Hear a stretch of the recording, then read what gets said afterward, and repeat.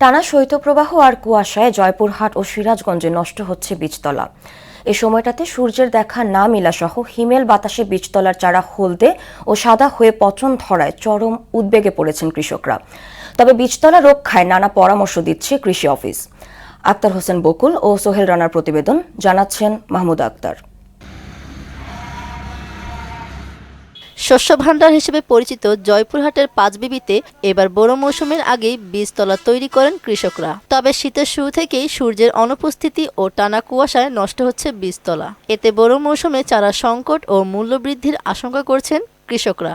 ঠান্ডা আর কুয়াশায় ভীষণ শেষ হয়ে যাচ্ছে, পলিথিন দিচ্ছি তবু কাজ হচ্ছে না। কুয়াশার দ্বারাই আমার বীজগুলা নষ্ট হয়ে যায়।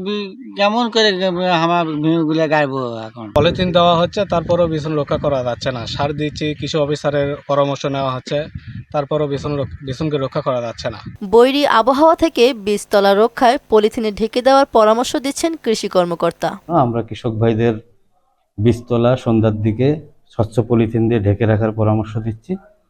সেই সাথে সন্ধ্যার দিকে জমিতে বীজতলায় পানি দেওয়া যেতে পারে। এই উক্ত পানি আবার সকালবেলায় নিষ্কাশন করে বাইরে বের করে দিতে হবে। এদিকে কুয়াশার চাদরে ঢাকা পড়েছে সিরাজগঞ্জের মাঠঘাট। তীব্র ঠান্ডায় চারা হলুদ ও সাদা হয়ে যাওয়া সহ মরে যাচ্ছে বীজতলা। তাতে কৃষকদের কপালে পড়েছে চিন্তার ভাঁজ।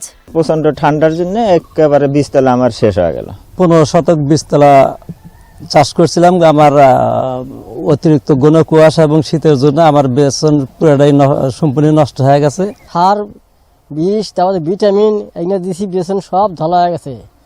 কোনো ডিএস কোনো খবর নেয় না আমার। যখন আমরা ধান লাগানোর সময় সেখন তো আর আমরা সেই টাইমে আর লাগাইতে পারবো না, যেহেতু বীজ নাই।